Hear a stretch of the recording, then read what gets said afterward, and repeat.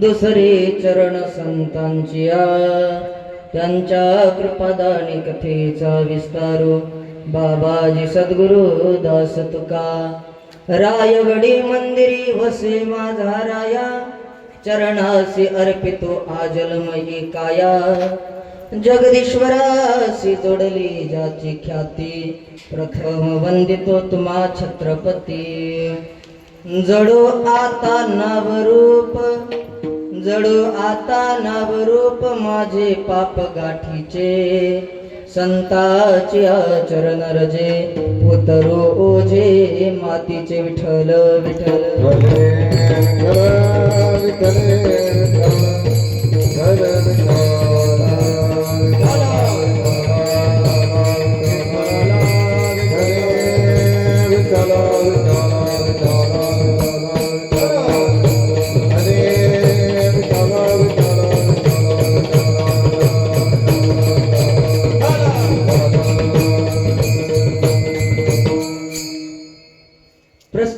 प्रसंग प्राप्त स्थळी प्राप्त क्षणी संप्राप्त कीर्तन रूपी सेवेकरता निवडलेला अभंग ज्यांच्या वाणीला सूर्याची प्रखरता चंद्राची शीतलता वेद मंत्राची दिव्यता आईची वात्सल्यता गंगेची सुचिता जगमान्य संत संत मान्य संत देव मान्य संत श्री तुकोबाराय महाराज महाराजांचा अभंग गाथेतील 4 चरणाचा आणि संत कृपेने प्राप्त असलेल्या भगवत सुखाची मीमांसा करणारा अभंग सेवेकरता निवडलाय विठ्ठल विठ्ठल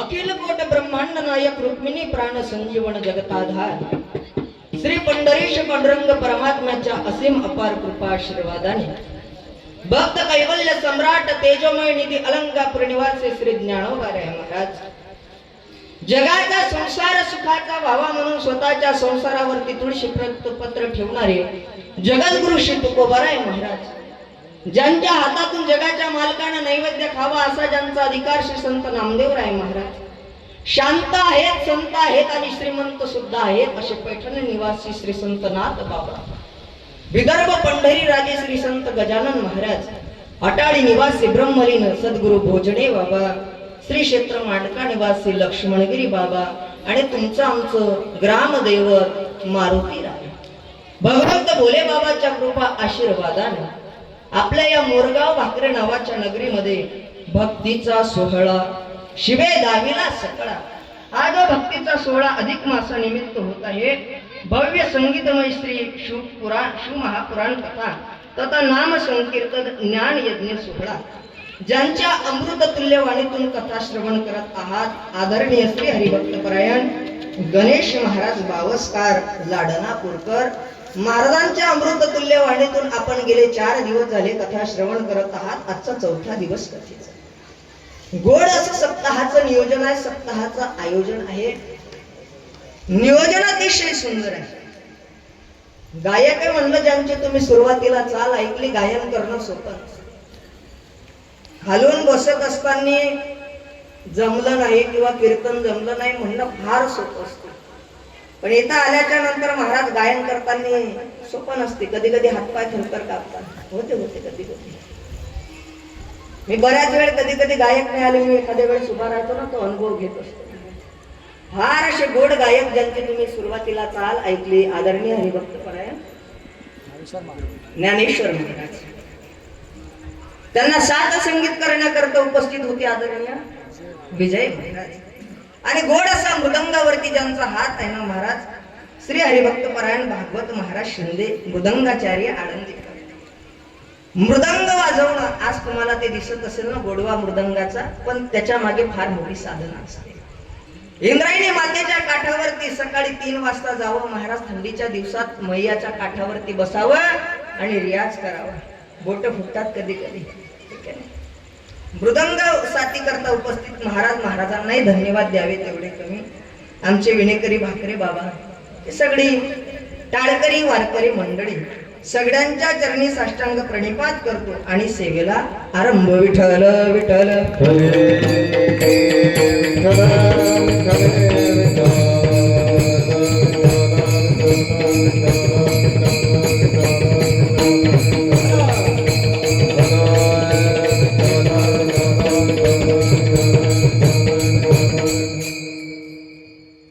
मला फार आनंद वाटला ही संख्या कीर्तना करिता पाहून.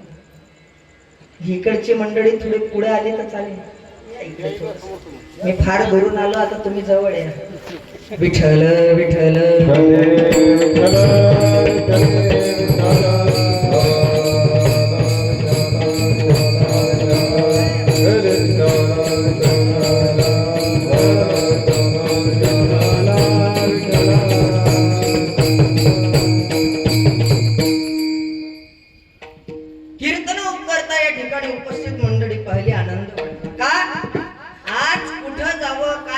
समाजाला समजत.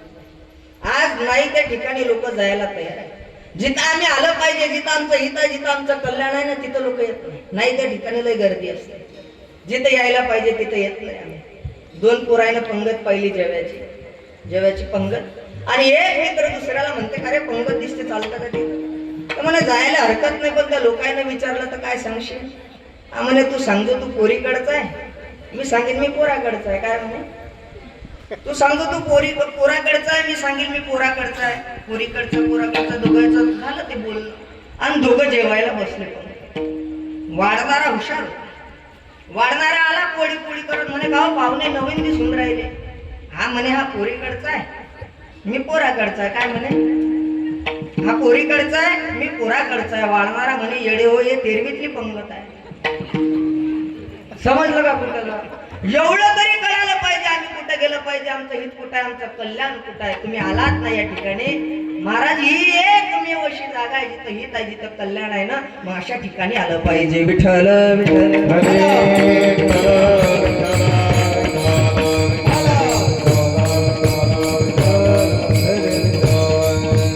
सेवा घडावी अशा ठिकाणी घडली पाहिजे महाराज. आज ज्यांचं आपल्या या सप्ताहामध्ये अन्नदान होतं, सकाळचं श्री अनंता वाघ आणि संध्याकाळचं ज्ञानेश्वर प्रभू सातारकर, आमचे गुरुजी नेहमी म्हणायचे की महाराज, श्रीमद भागवत कथा असेल, शिवपुराण असेल, अन्नदान करणाऱ्याचं नाव घेतलंच पाहिजे. अन्नदान करणाऱ्यामध्ये दोन वर्ग आहेत, एक गरीब वर्ग आहे, एक श्रीमंत वर्ग आहे. आमचे गुरुवारे म्हणायचे दोन्हीचं कौतुक केलं पाहिजे. गरीबाचं का कौतुक करावं? गरीब आहे, राहायला मातीच्या घरात आहे, लोकांच्या 200 रुपये रोजानं कामाला जाणार आहे, पण तो जर म्हणत असेल महाराज सप्त्यात आपली बी पंगत घे जा बरं, तर त्याचं कौतुक केलं पाहिजे. गरीब जर लोकांच्या कामाला जाणारा म्हणत असेल ना आपली पंगत घ्या, कौतुक केलं पाहिजे. दुसरं कौतुक कोणाचं करावं? ज्याच्याकडे श्रीमंती आहे, धन आहे, पैसा आहे, पण पैसा असून म्हणत असेल ना आपली बी एक सप्त्यात पंगत घे जा, तर त्याचं कौतुक केलं पाहिजे, कारण त्याला कळालं दान कुठं करावं. या दोन जणांचं कौतुक केलं पाहिजे. तुमच्या सगळ्यांचे द्यावे तेवढे धन्यवाद आहे. फक्त आता एक विनंती माझी कीर्तनातून आहे, आपल्याकडे 1 तास शिल्लक आहे. प्रत्येकाकडे मोबाईल आहे, मोबाईल ना प्रत्येकाचं, असं कोणीच नसेल मोबाईलवाला, फार क्वचित असते. त्या मोबाईलला एक सायलेंट नावाचं बटन असतं. ते बटन दाबलं की मोबाईल आवाज करत नाही. आता ते सायलेंट नावाचं बटन दाबा आणि 10 वाजेला कोणाचा मोबाईल वाजू, 10:30 पर्यंत वाजू देऊ नका. आता 10:30 पर्यंत कोणीच उठू नका, 1 तास आहे तुमच्याकडे, आणि कोणी आता आपसात बोलू नका. घेतलेला अभंग तुकोबा राहायचा आहे. महाराज प्रस्तुत अभंगाद्वारे संत कृपेने प्राप्त असलेल्या भगवत सुखाची मीमांसा करतात. सुख जीवाचं स्वरूप आहे. मनुष्य जीवनातील प्रत्येक क्रिया सुखाकरिता करत असतो. घटना राजकीय असू द्या, घटना प्रापंचिक असू द्या, घटना सामाजिक असू द्या. प्रयत्न कशा करता चालले, धावपळ कशा करता चालली, तर सुखाकरिता सुरू आहे. प्रत्येक जण धावपळ करतोय ते सुखाकरिता. ऐका, आपल्या अंतःकरणातील इच्छेचं बाहेरचं टोक पदार्थ असू द्या, प्रतिष्ठा असू द्या, संपत्ती असू द्या, पण त्या अंतःकरणातील आतलं इच्छेचं टोक काय? 1000 प्रश्न विचारला, एकच प्रश्न डोळ्यासमोर येते, म्हणजे प्रयत्न चालले सुखाकरिता. प्रत्येकाची धावपळ चालली सुखाकरिता. महाराज थोडं सोपं करून सांगू का? आपल्या मोरगाव भाकरे नावाच्या नगरीमध्ये प्रत्येकाला असं वाटते आमचंही 3 मजली घर असलं पाहिजे. कशासाठी? बोला. सुखासाठी. वा, गोड उत्तर दिलं बाबा. प्रत्येकाला असं वाटतं या मोरगाव भाकरे नावाच्या नगरीमध्ये आपलंही चांगलं 3 मजली घर असलं पाहिजे. कशासाठी? सुखासाठी. या मोरगाव भाकरे नावाच्या नगरीमध्ये प्रत्येकाला असं वाटते आपलं चांगलं रोलटट 10 एकर शेत असलं पाहिजे. कशासाठी? तुम्ही बोर होऊ राहिले का? मी जाऊ का घरी? काही नाराज आहे का तुम्ही मायावर? एक जण लय नाराज बसला आपल्या कीर्तनात. मी म्हणलं बाबा काय झालं? म्हणे महाराज मला उपास आहे. मी म्हणलं डबल धरू नका, पण असं तोंड करू नका, चांगलं बसलं पाहिजे कीर्तन. ऐका, प्रत्येकाला वाटते आपल्या ही रोलटट 10 एकर जमीन असली पाहिजे, 10 एकर रोलटट शेत असलं पाहिजे. कशासाठी हो? सुखासाठी. वा. प्रत्येकाला असं वाटते आपलं चांगलं 15 एकर सोयाबीन असावं. कशासाठी? सुखासाठी. वा. प्रत्येकाला या मोरगाव भाकरी नावाच्या नगरीमध्ये प्रत्येकाला असं वाटते आपल्या घराच्या समोर एखादी 4 व्हीलर गाडी असावी. कशासाठी? लोकांना उडून द्यासाठी. मग सुखासाठी. या मोरगाव भाकरे नावाच्या नगरीमधल्या प्रत्येक महिलेला असं वाटते आमच्याही घरात एखादी सून वायरी आली. कशासाठी? घरातून काढून द्यासाठी. मग सुखासाठी. प्रत्येक क्रिया सुखा करीत आहेत. बरं, मोरगाव नगरीकर एक प्रश्न विचारू का तुम्हाला? लोक जगतात कशासाठी? लोक जगतात कशासाठी? आताच उत्तर गेलं. कशासाठी जगतात लोक? सुखासाठी. बरं बाबा, एक पुढचा प्रश्न विचारू का? माणसं मरतात कशासाठी? बरोबर उत्तर दिलं. सुखासाठीच मरतात लोक. फाशी घेणाऱ्यानं का फाशी घेतली? ते दुःखाला वैतागलं होतं म्हणून क्रिया. फाशी का घेतली? ते दुःखाला वैतागल्यामुळे क्रिया केली. एखाद्यानं पॉइझन घेतलं असेल, काय घेतलं? तर दुःखाला वैतागला म्हणून क्रिया आहे. म्हणजे जीवनातील प्रत्येक क्रिया हा जीव कशा करता करतो? सुखाकरिता करत असतो. विठ्ठल विठ्ठल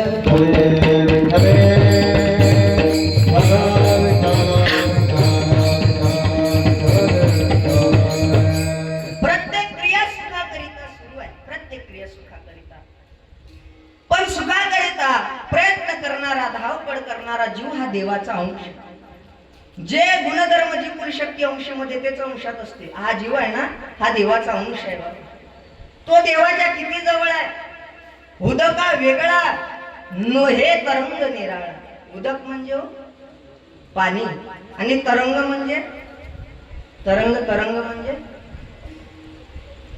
म्हणजे सुद्धा पाणी. तुम्ही म्हणसाल उदक म्हणजे हे पाणी आणि तरंग म्हणजे सुद्धा पाणी. कसं काय महाराज. पाणी स्थिर आहे. पाण्याला हवा लागली. हवा लागल्यामुळे पाण्याच्या वस्तुमानामध्ये, पाण्याच्या आकारमानामध्ये, पाण्याच्या स्थूलमानामध्ये बदल झाला आणि झालेल्या बदलाला नाव तरंग आलं. पाण्याला हवा लागली, आकारमानात, वस्तुमानात, स्थूलमानात बदल झाला, झालेल्या बदलाला नाव तरंग आलं. तसं जर पाणी थांबलं, ते हवा थांबली तर तरंग नसून काय आहे. हवा जर थांबली तर तरंग नसून काय आहे. पाणीच आहे. तसं हे शुद्ध निखळ ब्रह्म चैतन्य आहे. पण याला अविद्येची, कल्पनेची हवा लागली. मुक्त होता परिबळे झाला बदल. पाण्याचा थेंब आहे. पाण्याचा थेंब उरून पडतो ना. गडूळ असते की पाण्याचा थेंब उरून पडणारा. हाव म्हणतात त्या तिकडे. तुमच्या गात कोळली नाही का. मला जाता जाता द्या काय. पाण्याचा थेंब उरून पडणारा कसा शुद्ध आहे. पाण्याचा थेंब उरून पडणारा. पण जेव्हा पाण्याचा थेंब मातीत पडतो ना, मातीमध्ये गडूळ होत असते तो थेंब. पडणारा थेंब शुद्ध आहे, पण मातीचा संग घडला, मातीत पडला ना, तो गडूळ झाला महाराज. तसा संगतीने बिघडला. हा शब्द स्पर्श रूप रस गंध आला संगतीमध्ये बिघडला. याला संतांची संगती नाही कळाली. हा अधोगतीला जायचं कारण आहे. दुर्जनाच्या संगतीमध्ये गेला. ऐका, माणसानं व्हावं तर हिरा व्हावं, गारगोटी नाही झालं पाहिजे. गारगोटी फार चमकते, पण गारगोटीची चमक फक्त उन्हामध्ये असते. हिरा 24 तास चमकत असते. व्हावं ते हिरा झालं पाहिजे. माणसाचं कर्तृत्व हिऱ्यासारखं असलं पाहिजे. गारगोटी चमकते कधी हो. ते उन्हात चमकणारी आहे. उन्हात चमकणारी गारगोटी नाही व्हायचं. 24 तास चमकणारा हिरा आपल्याला व्हायचा आहे. विठ्ठल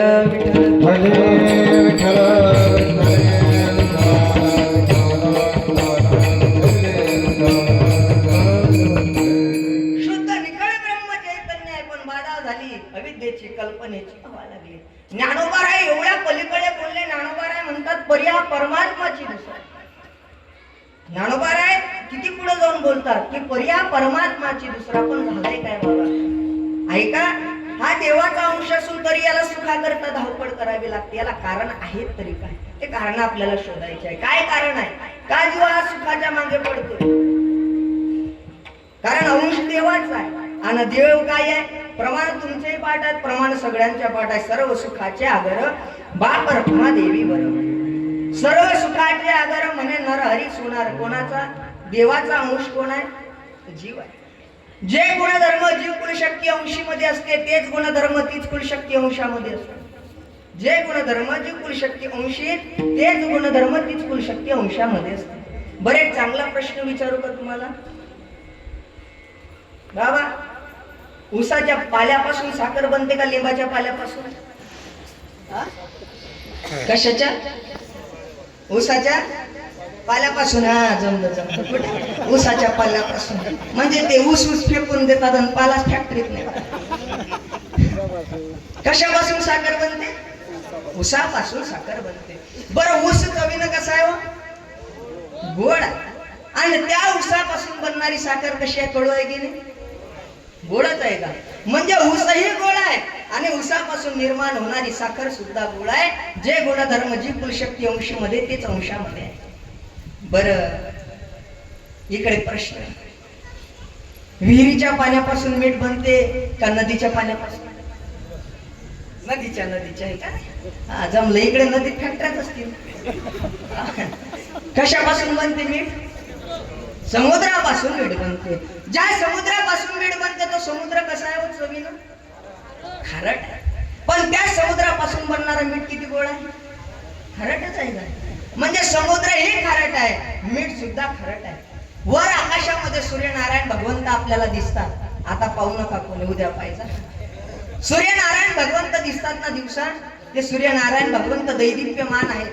दहाता त्यांच्या ठिकाणी आहे, उष्णता त्यांच्या ठिकाणी आहे. त्या सूर्यनारायण भगवंताचे किरण भूलोकावरती मृत्यू लोकावरती पडतात ना. पडणारे किरण थंड आहेत की नाही बाबा. तुम्ही म्हणसाल उन्हाचा झटका खाऊन पहा महाराज. ऐका तसा अकोला तुमचा अकोला जिल्हा बुलढाण्याला टक्कर म्हणजे बाकी बाबतीत काही असो का नसो पण उन्हाळ्याच्या बाबतीत अकोला जिल्ह्यातले कोण टक्कर नाही देऊ शकत. तेवढी कृपा आहे सूर्यनारायण भगवंताची अकोला जिल्ह्यावर. ऐका, जे गुणधर्म जी कुलशक्ती अंशामध्ये तेच गुणधर्म तीच कुलशक्ती अंशामध्ये. मग हा जर जीव देवाचा अंश असेल आणि देव जर सुखाचा सागर असेल तर त्याच्यापासून निर्माण झालेला जीव दुःखी का आहे या प्रश्नाचं उत्तर आपल्याला आजच्या कीर्तनातून पाहायचं आहे. आणि आता हे उत्तर पाहण्याकरता दोनही वाजू शकतात, तीनही वाजू शकतात. जेवून आले ना तुम्ही म्हणसान महाराज फसला, पण उत्तरच भेटलं नाही तर घरी जाऊन काही आनंद आहे का? जीव दुःखी काय याचं उत्तर आपल्याला पाहायचं आहे. काय जीव दुःखी आहे? का त्याची धावपळ सुखाकरिता सुरू आहे महाराज. बरं, सुखाचं मापक संत महात्म्यांनी सांगितलं. सुख पाहता जवा पाडे, दुःख पर्वता एवढे. दुःखाचं आणि सुखाचं मापक सांगितलं. याच्यावर जुने कीर्तनकार मंडळी फार सुंदर दृष्टांत देतात. जुने जुने बरं, नवीन नाही, जुने जुने. जुनं ते काय असते बाबा? सोनं असते. जुनं ते सोनं आहे, नवीन नाही. जुनं ते सोनं आहे. ऐका, जुना काळ किती सुंदर होता हो बाबा. अण्णासाहेब पटवर्धन म्हणायचे जुना काळ म्हणजे काय? ज्या वेळेस माणसं घरीच जन्माला येत होते आणि घरीच मरत होते ना, तो होता जुना काळ. आता जन्म माणसाचा कुठे होते? दवाखान्यात होते. आणि असं म्हणतात माणसाला जन्मस्थळाची ओढ असते. पूर्वी मामाच्या घरी जन्म होत होता आणि लेकरं मामाच्या घरी जायचे. आता कुठे जातात? आता मामाच्या घरी, डॉक्टर मामाच्या घरी. कुठे घेऊन चालले?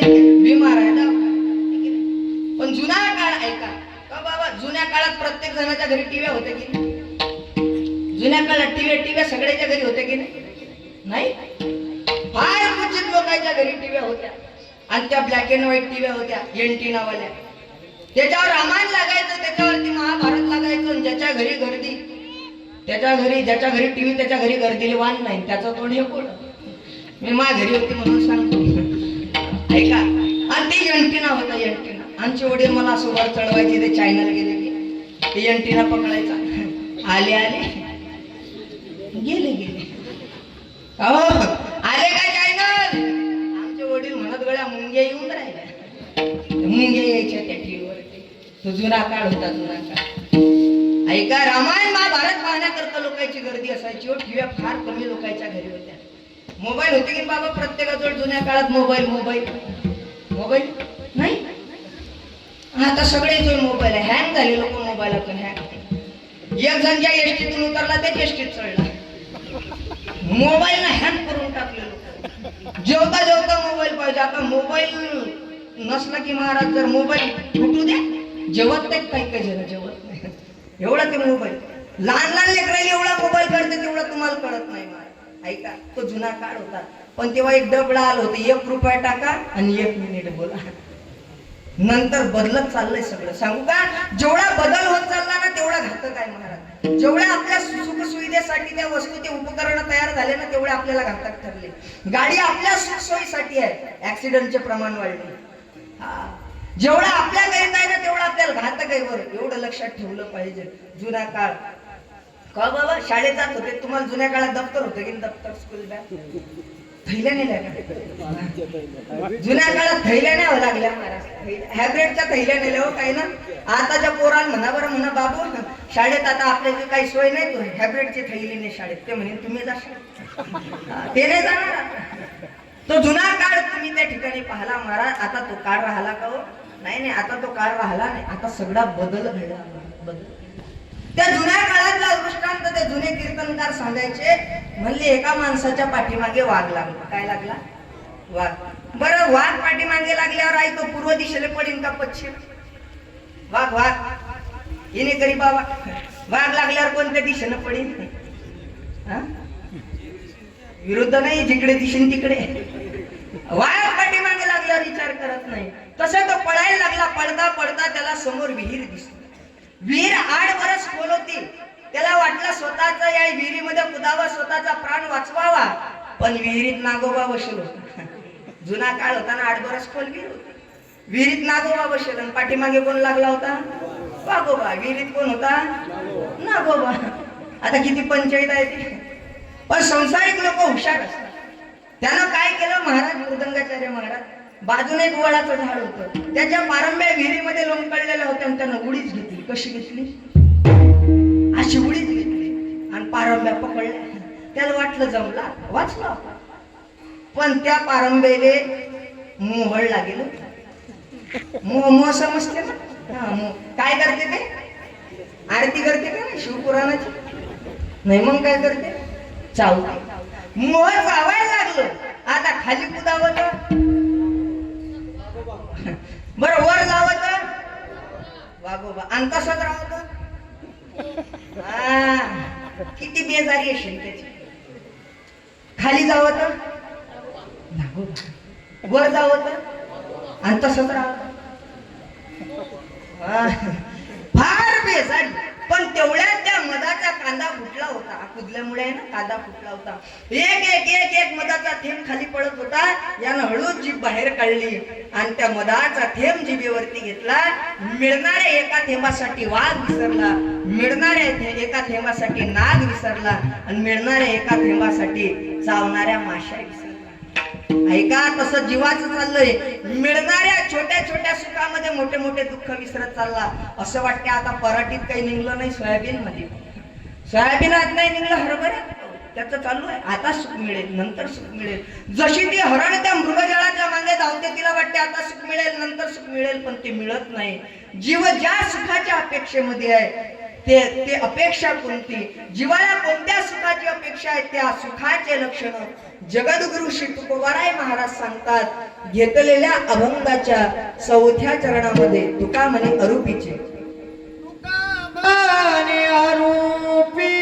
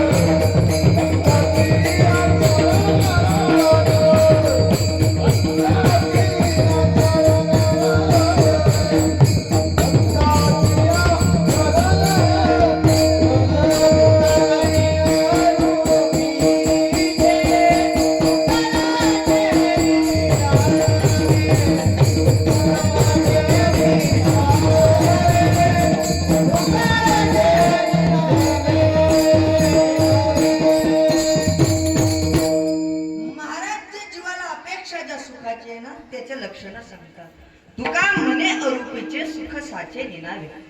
अरूपीचे म्हणजे रूप रहित, निनावे म्हणजे नाव रहित आणि साचे म्हणजे जे सत्य असतं तेच सुख असतं. जे रूप रहित असतं, नाव रहित असतं तेच सत्य असतं. जे रूप रहित असतं, नाव रहित असतं, सत्य असतं तेच सुख असतं.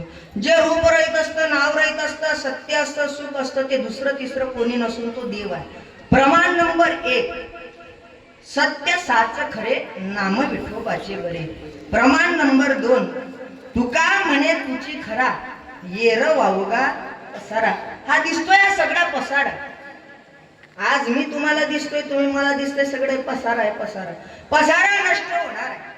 आज मारुती रायाचं मंदिर असेल, मारुती रायाची मूर्ती आहे ना, ती आजही असणार आहे, ते उद्याही असणार आहे. आपण आज आहे, उद्या असू का नाही माहिती नाही. तो शाश्वत आहे, हे अशाश्वत आहे महाराज. ऐका, सुखाची लक्षणं सांगितली. जीवाला कोणत्या सुखाची अपेक्षा आहे, त्याची लक्षणं जगद्गुरु तुकोबाराय सांगतात.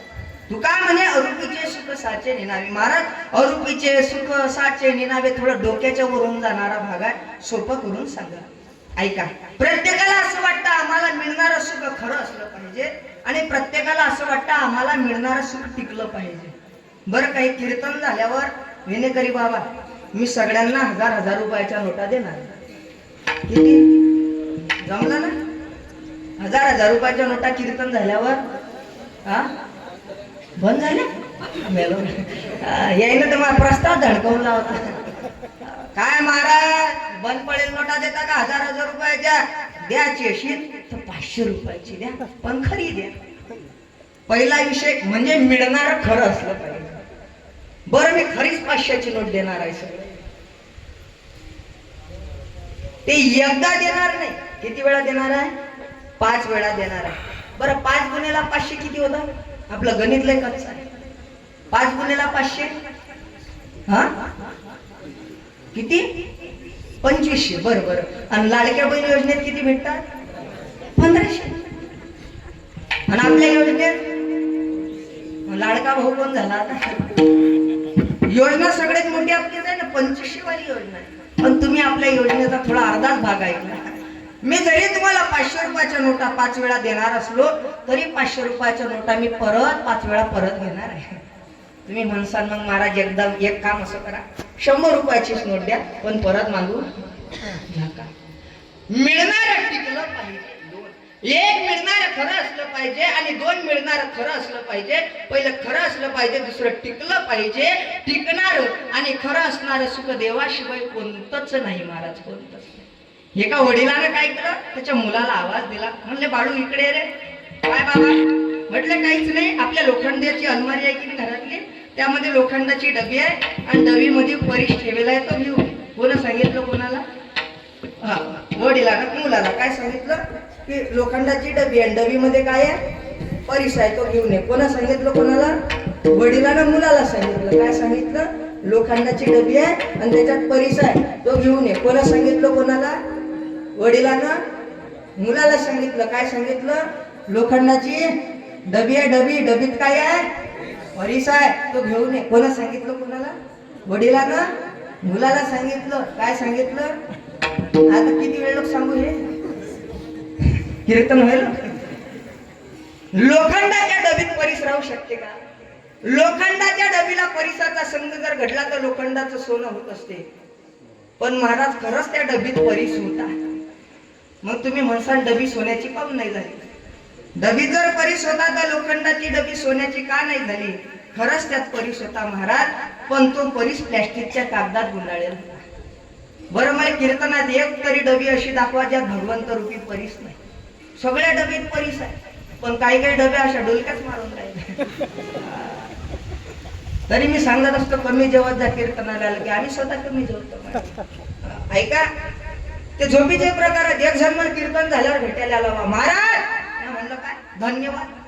धन्यवाद लोक पैसे देतात, कोणी पाया लागते, कोणी हा धन्यवाद देऊन जाऊ राहिला. मी म्हणलं धन्यवाद काऊन? म्हणे मला घरी झोप नव्हती लागत, माझ्या घरची बाई म्हणे तुम्ही कीर्तनात जा, काही झोप लागली म्हणे राजा, म्हणून धन्यवाद. ऐका, त्या झोपणारे जे प्रकार आहेत बरं कीर्तनात, कोणी असे बारीक डोळे करून झोपते, एकदम बारीक डोळ्यावाले असते. आपल्याला वाटते जागी काय काम, ते झोपेल असतात. दुसरे मोठ्या डोळ्यावाले असतात, ते असे ती झोपेलच असते, पण त्यात प्रकार आहे. आणि तिसरं असं असते की त्याला आल्या आल्या झोप लागते आणि कीर्तन होता होता शेजारचा उठते, उठणं झालं सगळं कीर्तन झोपीत गेलं. ऐका, झोपीत कीर्तन जाऊ नका देऊ. जागी असलं पाहिजे माणसानं, जागी असलं पाहिजे. कुठे होतो आपण? मला म्हणलं परीस त्या प्लॅस्टिकच्या कागदामध्ये गुंडाळलेला होता. मला कीर्तनात बसलेली एक तरी डबी अशी दाखवावं ज्यात भगवंत रूपी परीस नाही. सगळ्या डब्यात देवरूपी परीस आहे. प्रमाण नंबर ज्ञानेश्वरीतलं. ऐका, तैसा हृदयामध्ये मी राहून असता सर्व सुखाचा आराम का भ्रांता सिकामोर विषयावरी. आता हरिपाठातला ज्ञानोबा राहायचा त्या ठिकाणी महाराज सर्व घटी राम देहा देह सगळ्या घटात राम आहे. या घट आहे ना, हा घट प्रत्येकामध्ये राम आहे महाराज, प्रत्येकात देव आहे. मग महाराज का आमचं जीवन सोन्याचं नाही उरालं? त्याला कारण आहे देवाच्या आणि आपल्या मनामध्ये कोण आलं? प्लॅस्टिकचा कागद आला. तुम्ही हा म्हणून राहिले. मग एक काम करा, अकोल्याला मोठा दवाखाना असेल तर जाऊन या, ऑपरेशन करून प्लॅस्टिकचा कागद काढून घ्या. देवाची ना आपली काय होईल? कागद आडवा आला इथपर्यंत कीर्तन ऐकणं बरोबर आहे, पण प्लॅस्टिकचा जर म्हणलं तर एवढ्या कीर्तनावर पाणी फिरते. कोणता कागद देवाच्या आणि तुमच्या माझ्या मधोमध आला का आपल्या जीवनाचं सोनं होत नाही? कागद कोणता मधात आला? त्या कागदाची लक्षणं कोणती? तर त्या कागदाची लक्षणं जगद्गुरु श्री तुकोबाराय सांगतात घेतलेल्या अभंगाच्या पहिल्या चरणामध्ये. जडो आता नावरू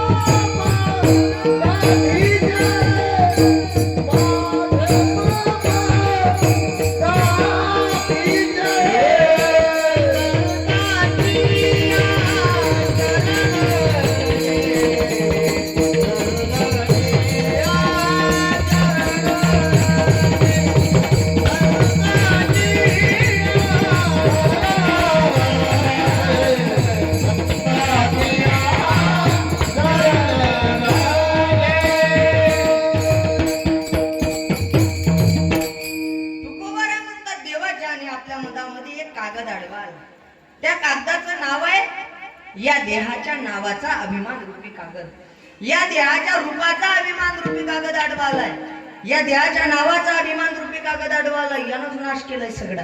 नावाचा अभिमान असते कायला? नावाचा अभिमान. ऐका, नावाचा.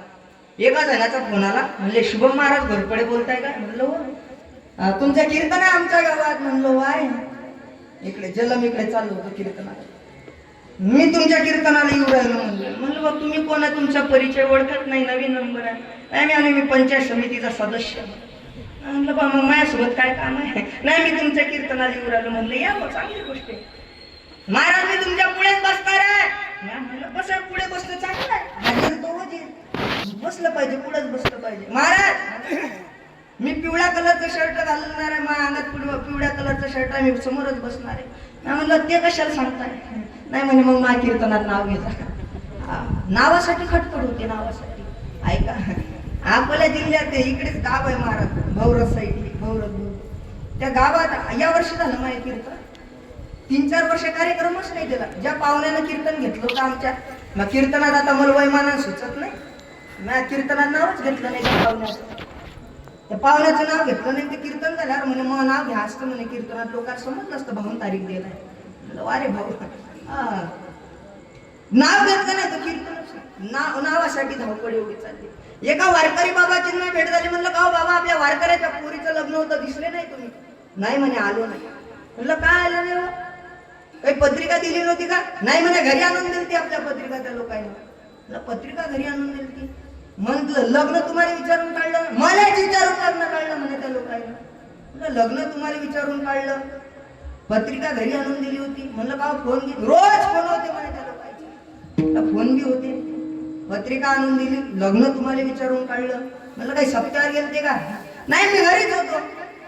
म्हणलं तुम्ही घरीच होते, फोनही रोज येत होते, लग्न तुम्हाला विचारून काढलं, मग का गेले नाही हो तुम्ही लग्नामध्ये? त्यांनी सांगितलं कळते का म्हटले त्या लोकांना. म्हणलं काय? आमचं नाव कुठं टाका होतं? म्हणलं बा कुठं? त्या 2 महाराज लोकांच्या नावावर होते, त्याचं 3 नंबरवर होतं. कळते का ते लोकांना? म्हणलं काय? आमचं नाव कुठे टाका होतं? हेच आमची लायकी आहे का? मनातल्या मनात म्हणलं हेच तुझी लायकी आहे. काय करता नावासाठी खटपट करून? लोकांच्या डायरीत आपलं नाव यावं याकरता खटपट नसली पाहिजे. लोकांनी चांगलं म्हणावं याकरता आपली खटपट नसली पाहिजे. लोकांच्या डायरीत लोक आज आपलं नाव लिहितील, लोकांच्या डायरीत आज आपलं नाव लिहितील आज, आणि उद्या ते नाव खोडून टाकतील. यादीत नाव बसवायचं आहे ना, देवाच्या यादीत बसवा, ते नाव कधी खोडणार नाही. यादीत देवाच्या नाव बसलं पाहिजे. अढळपदी बाळ वैसवीला ध्रुव शिराचा सागर उपमन्यात, त्या ध्रुवानं नाव बसवलं देवाच्या यादीत, अजून नाव आहे. प्रल्हादानं नाव बसवलं देवाच्या यादीत, अजून नाव आहे. मारुती रावयानं देवाच्या यादीमध्ये नाव बसवलं ना, अजून नाव आहे. लोकांच्या यादीत नाव बसवायचे प्रयत्न करू नका. लोक आज चांगले म्हणतील, उद्या आपलं नाव त्याच्या यादीतलं खोडून टाकतील. आज आपल्याला चांगलं म्हणतील, 99 कामं चांगले करा, एक काम तुमचं वाईट, उद्या लोक तुम्हाला जगू देतील नाही. एवढं लक्षात ठेवलं पाहिजे, आहे का? आजचं जगच तसं आहे. नावाचा अभिमान आहे कायला, आणि कायला रूपाचा अभिमान आहे. रूपाचा अभिमान कसं? कायला सुंदरतेचा अभिमान आहे, सुंदरतेचा अभिमान आहे का? पण ज्यानं आपल्याला निर्माण केलंय तो किती सुंदर आहे याचा विचार केलाय का? आपल्याला आपल्या रूपाचा अभिमान आहे महाराज. तो देव किती कलाकार आहे याचा विचार केला का? बरं कीर्तनात बशील एक तर एकासारखा होऊ दिला का त्याला? सगळ्याचे चेहरे अलग आहे महाराज. बरं एक प्रश्न विचारू का मोरगाव नगरी का? देवान जर हे नाक असं वर दिलं असतं तर नाक नाक वर वर दिलं असतं नाक, सगळं बरसात मधलं पाणी ना. बरं बाबा कानं दिले, ऐकू येते का नाही याचं काय काम होतं? पण देवाला माहित होतं बघ ते चष्मा लागला की यानं लाव कुठं देवलंय का लागला. एक जण भांडला माझ्यासोबत, म्हणले महाराज तुमच्या देवाला काही समजत नाही. म्हणलं बा पाहू, म्हणलं तुमच्या देवाला खरंच काही समजत नाही महाराज. म्हणलं झालं काय ते तसं आहे? म्हणे आंब्याचं झाड किती मोठं आहे? म्हणलं फार मोठं आहे. म्हणे लागणाऱ्या कैऱ्या? म्हणलं कैऱ्या फार लहान आहे. म्हणे नारळाचं झाड? म्हणलं गड्या मोठं तर नाही पण ते वाढत गेलं उंचीनं. म्हणे लागणारे नारळ? म्हणलं नारळ मोठे आहेत गड्या. मग काय समजते म्हणे तुमच्या देवाला? जर म्हणे ते नारळ आंब्याच्या झाडाला लावले असते देवाने तुमच्याकडे, म्हणलं गड्या जमला. ते एक दिवस आंब्याच्या झाडाखाली गेलो झोपायला, वर एका पक्षानं ते कैरी पतरली आणि ती पडली महाराज. कुठं? अशी पडली त्याच्या डोक्यात आणि हळदच लागली. ते भेटलं, म्हणलं रामभाऊ काय झालं? म्हणे महाराज कैरी पडली डोक्यात. म्हणलं बरं झालं नारायण नव्हतं, नाही तर बजेटच असतं. ज्याला समजलं त्याला धन्यवाद, बाकीच्या काल्याच्या कीर्तनात गेला विठ्ठल विठ्ठल.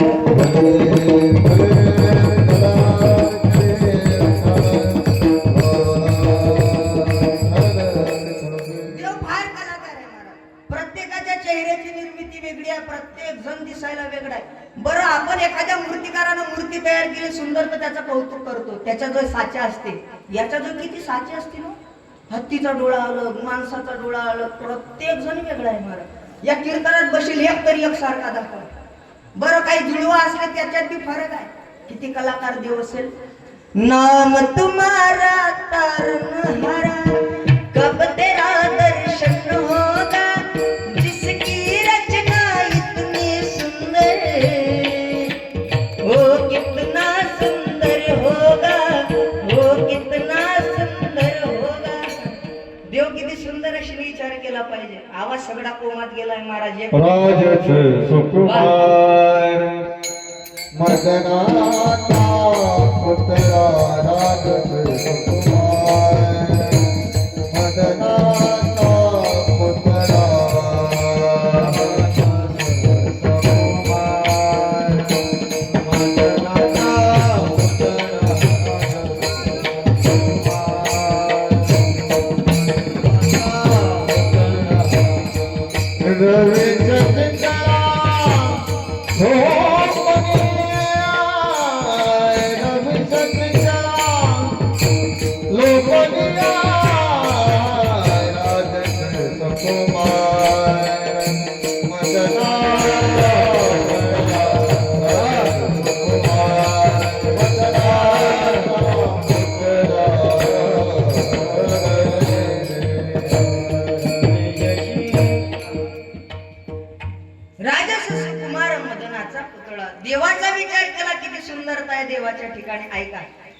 झालंय बाबा, आवाज सगळा गेला. 1 महिन्याचं शिबिर आणि आज शिबिराचा आमचा समारोप होता.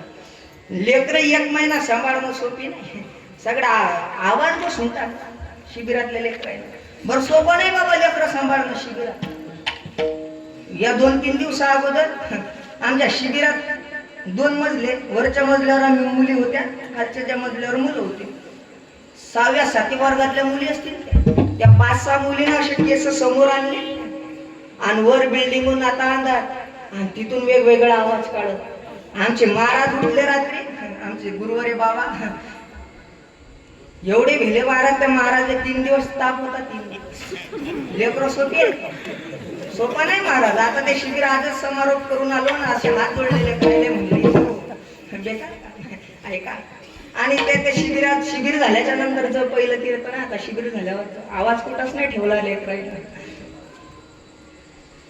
नावाचा अभिमान टाकून दिला पाहिजे, रूपाचा अभिमान टाकला पाहिजे, रूपाचा अभिमान टाकून दिला पाहिजे. गुरुवारे गुरुनाम गुरु हरिभक्त परायण प्रातस्मरणीय वैकुंठवासी घोले बाबा म्हणायचे, बुवा देहाचा आदर केला की देवाचा विसर पडत असते. बाबा म्हणायचे, तुम्ही किती बी लावा लक्ष, हे मातीत होणार आहे मिक्स आणि ठरलेला आहे फिक्स. ते म्हणायचे याची माती होणार आहे, हे मातीत जाणार आहे, फक्त मातीत जाण्याच्या अगोदर कळालं म्हणजे झालं. गुरुवारे गुरुनाम गुरु हरिभक्त परायण प्रातस्मरणीय वैकुंठवासी धुंडा महाराज देगलूरकर म्हणायचे, ज्ञानेश्वरी आमची माय आहे, ज्ञानोबा आमची माऊली आहे, आम्हाला जे काही मूल्य आहे त्यांच्यामुळे आमचं वैयक्तिक असं काही नाही. एवढ्या मोठ्या महात्म्याचे जर हे शब्द असतील महाराज, तर आमच्या सारख्याला 2 शब्द बोलता येतात, तर आम्ही अभिमान केला पाहिजे का? नाही, अभिमान नसला पाहिजे. थोडं सुंदर गायन करता आलं तर अभिमान नसला पाहिजे, थोडा सुंदर मृदंग वाजवता आला तर अभिमान नसला पाहिजे, थोडं सुंदर कीर्तन करता आलं तर अभिमान नसला पाहिजे महाराज.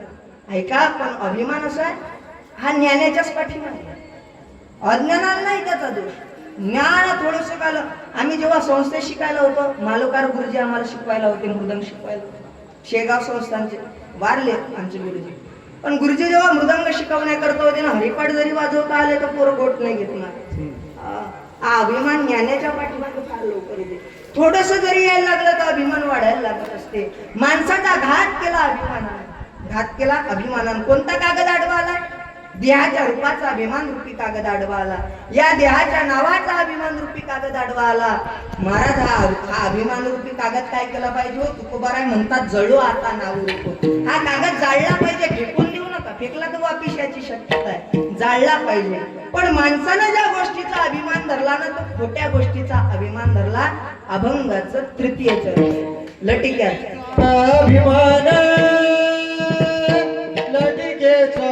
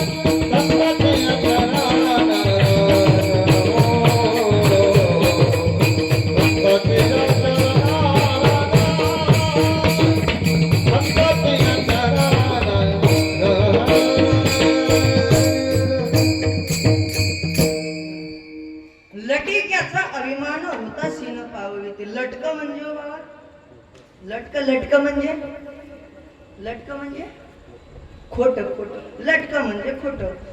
लोक सहज म्हणतात महाराज जग का खऱ्याचा आहे, मग कशाचा आहे? खोट्याचं. याची टोपी त्याच्या डोक्यात, त्याची टोपी त्याच्या डोक्यात, आणि सगळ्याच्या टोप्या महाराज लोकांच्या डोक्यात. तेच चालू आहे सध्या, ऐका ना, टोप्या टोप्याच फिरवणं चालू आहे. ऐका किती लटकं जग आहे, एवढं लटकं जग आहे. आमच्या मित्राचा फोन आला, म्हणले महाराज घरी आहे का?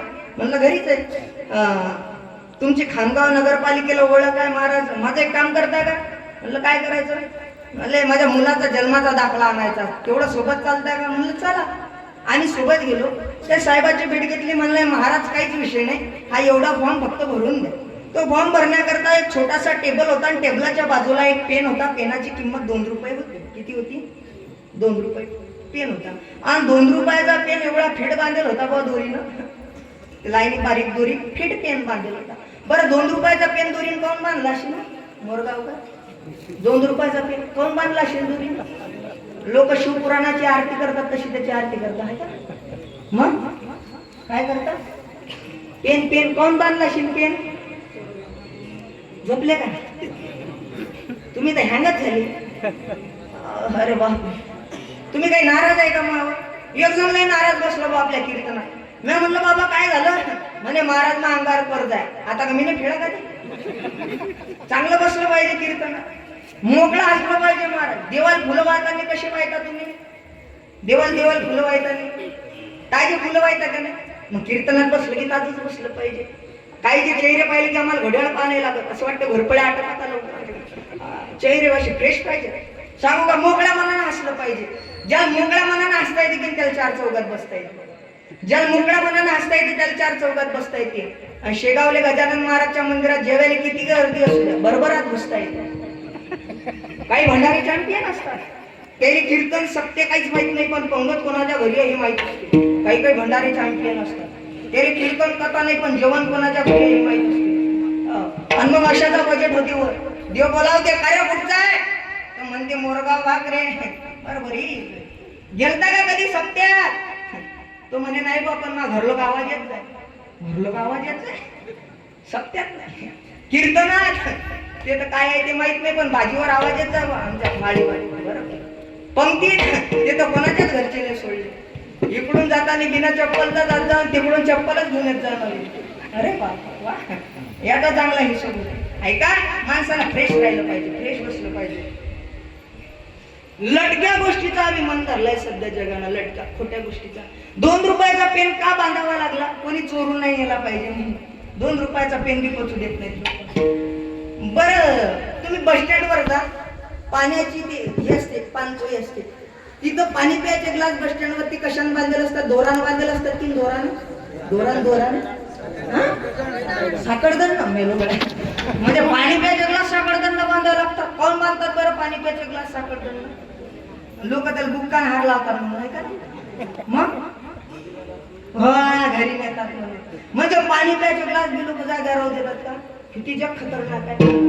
लोक सोपे राहिले नाही, सोपे नाहीत राहिले महाराज. एवढे नमुने आहेत पाहिजे, लय नमुने आहेत. गावागावात नमुन्याची कमी नाही. एक नमुना एवढा खतरनाक होता महाराज, त्यानं पुऱ्या गावाला काव आणला. पुऱ्या गावाला एवढा काव आणला की सारा गाव हैराण करून सोडलं त्या नमुन्याने.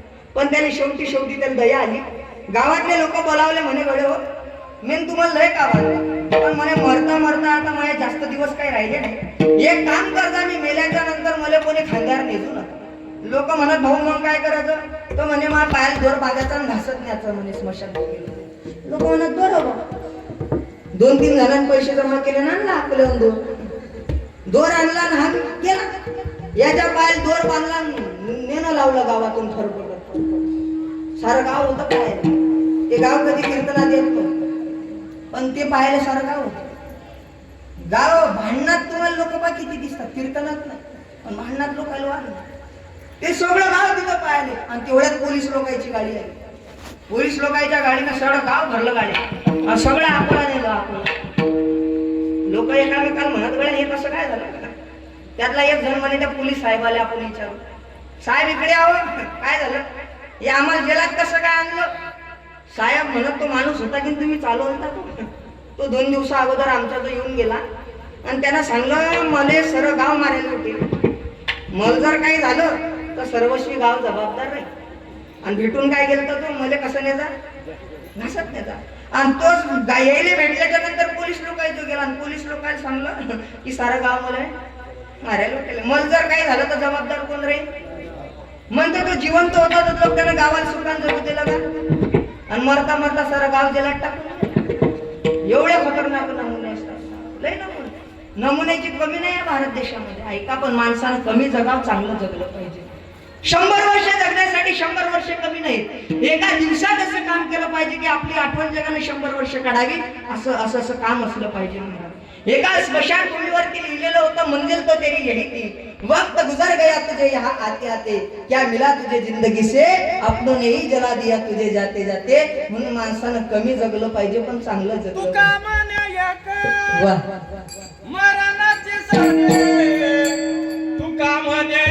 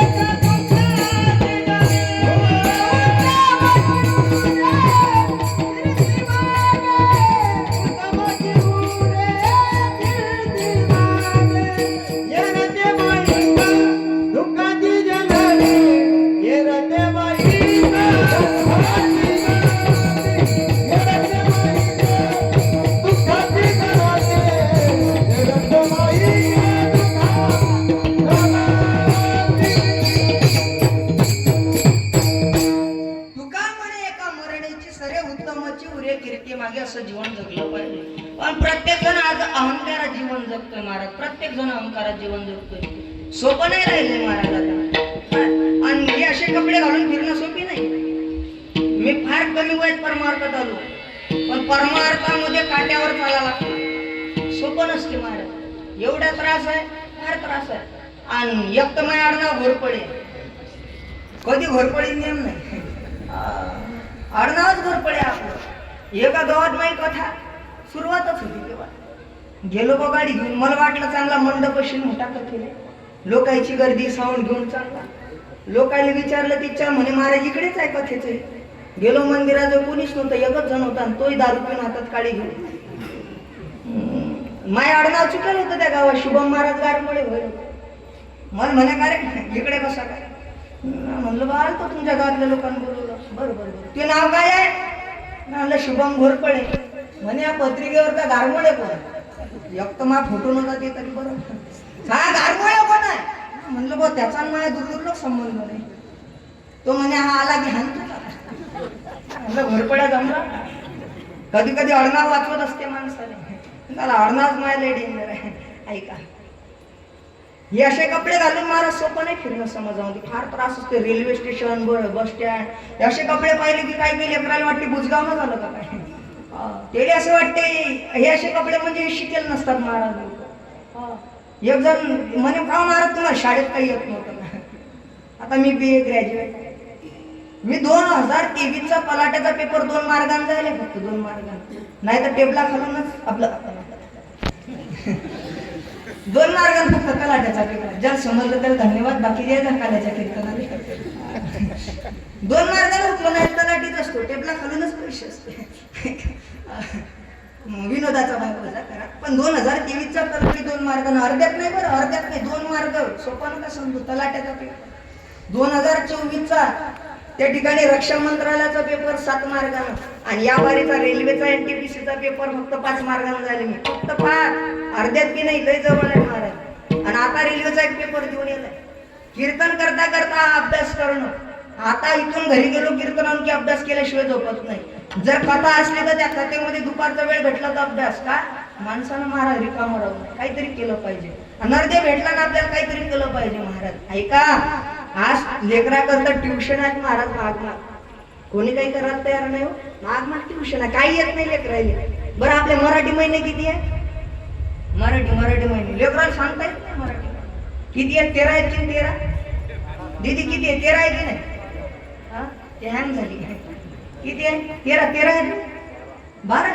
बरं 1 जानेवारी का नाही? हा म्हणतात ते. टाका मला कोल्ड पहिला कोणता? चैत्र. बरं चैत्र महिन्यात काय? गुलाबजाम. काय चैत्र महिन्यात? गुढीपाडवा. अजून काय चैत्र महिन्यात? काय चैत्र महिन्यात काय?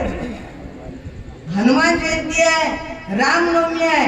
ऐका रामनवमीचा आनंद काय होता. अरे अयोध्येमध्ये माझ्या प्रभू रामचंद्राचं मंदिर झालं. प्रत्येक गावागावात कलश आले होते. इकडे आता कलश अयोध्येवर तेव्हा कलश आले होते. गावागावात मिरवणुका निघल्या होत्या. काय आनंद होता माझ्या रामप्रभूच्या मंदिराचा. ऐका, बनाया ये मंदिर